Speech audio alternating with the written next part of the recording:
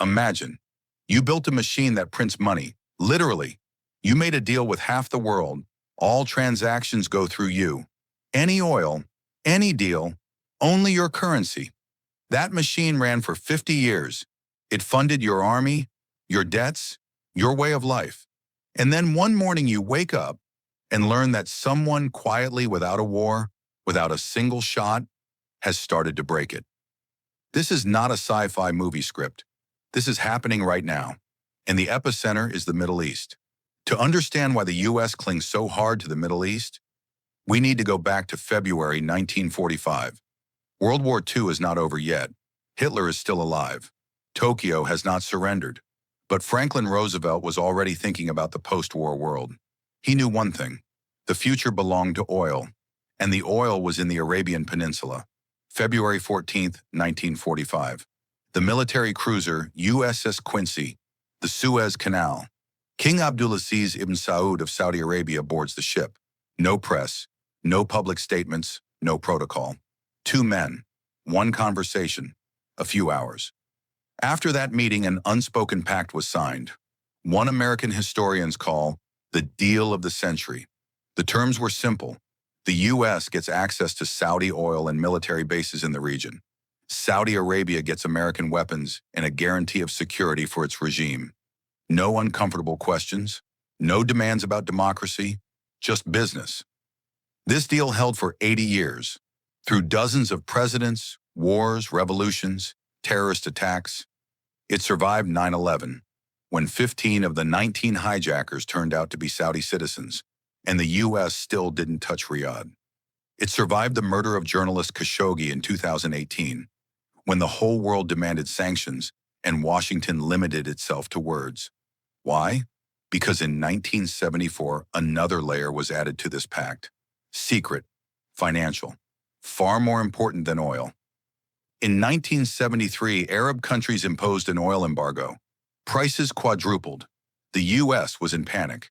Secretary of State Henry Kissinger flew to Riyadh and offered the Saudis a deal that is still not officially discussed to this day. Saudi Arabia agrees to sell oil only in dollars.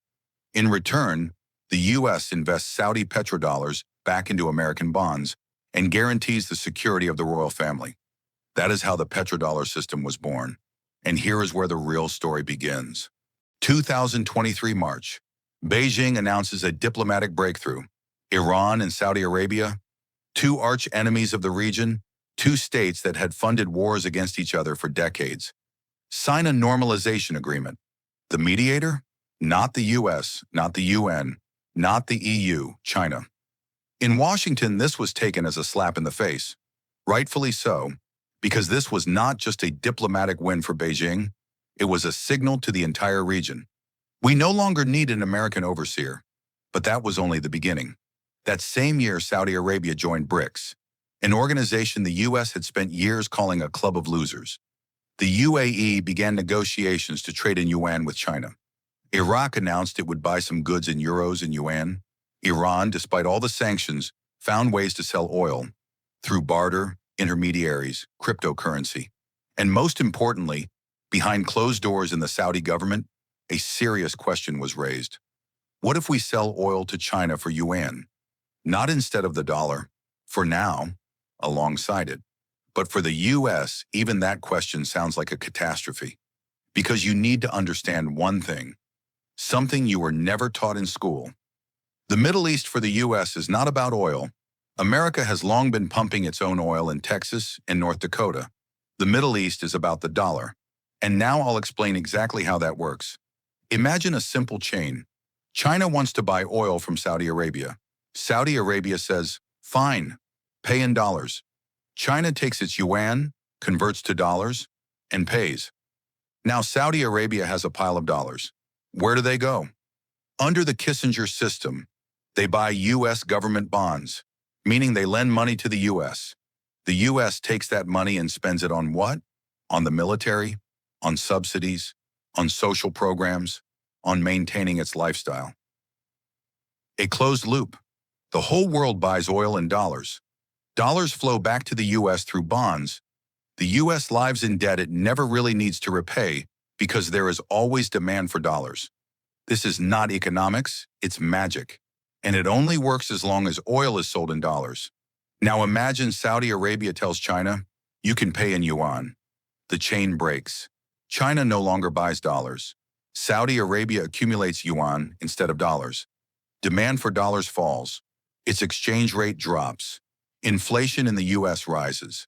The cost of servicing the debt, $33 trillion, skyrockets. And then Americans will truly feel what it means to live without the world's reserve currency. This is not theory, this is math.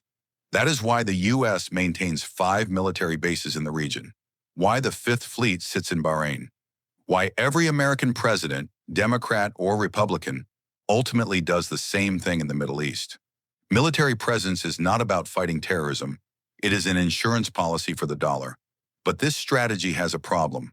Over 30 years, the U.S. fought 4 major wars in the region: Iraq, Afghanistan, Libya, Syria, spent, by various estimates, between $6 and $8 trillion. And what did they get? Iraq is now closer to Iran than to the U.S. Afghanistan returned to the Taliban. Libya is a failed state. Syria survived only with Russia's help. Military force does not work where political wisdom is needed. And while the U.S. was fighting, China was building. Ports in Pakistan, railways in Iran, factories in Egypt, infrastructure across the entire region. Without firing a single shot, Beijing did not come with aircraft carriers, it came with a checkbook. And that turned out to be more effective.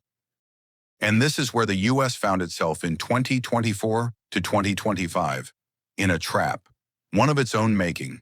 On one side, leaving the region is impossible because that would immediately accelerate de-dollarization. If American bases close, Saudi Arabia the next day begins negotiations with Beijing on very different terms. On the other side, staying is becoming more expensive, politically, financially, reputationally. American society is tired of the Middle East. Polls show most Americans do not understand why their country is there. Congress is split. Some demand immediate troop withdrawal. Others shout that it would be catastrophic, and both are right. But while Washington debates, the region is changing. Look at the map. Iran, despite 40 years of sanctions, has built a nuclear program that can no longer be stopped without a war. And a war with Iran is not Iraq. That is a completely different scale. Turkey, formerly a U.S. NATO ally, buys Russian air defense missiles, sells drones to Ukraine, and simultaneously trades with Russia. Ankara has long been running its own game. Israel was the closest U.S. ally in the region, after Gaza found itself in international isolation, and that weakens American influence along with it.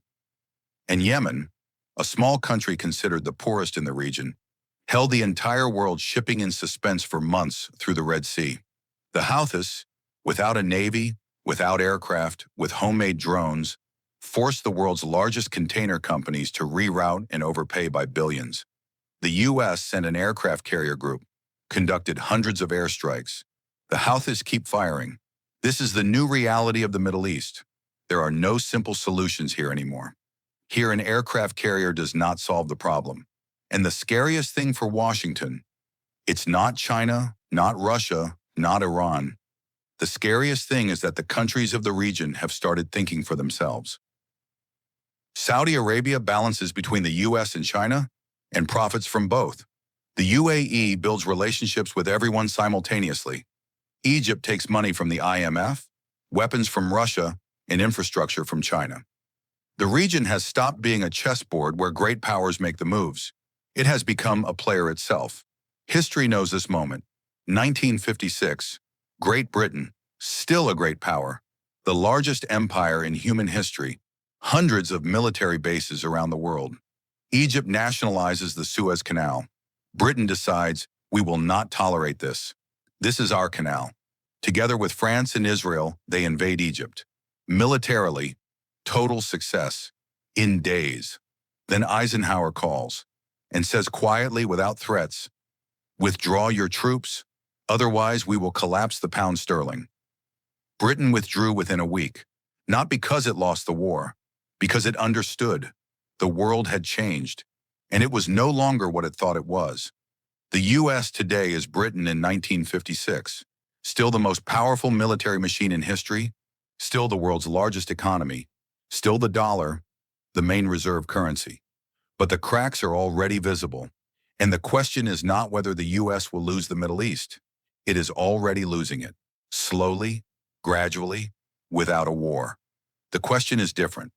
Can the US adapt the way Britain adapted, losing its empire but preserving influence through language, culture, finance? Or will they cling to the old world, spending money, soldiers, and reputation, trying to hold on to something that can no longer be held? The Middle East will not become Chinese, will not become Russian. It is becoming multipolar. And in this multipolar world, the US still has enormous opportunities, but only if it stops thinking in categories from 1974, because the world has changed, and Kissinger's deal is expiring. If you want to understand how real power works in the modern world, subscribe.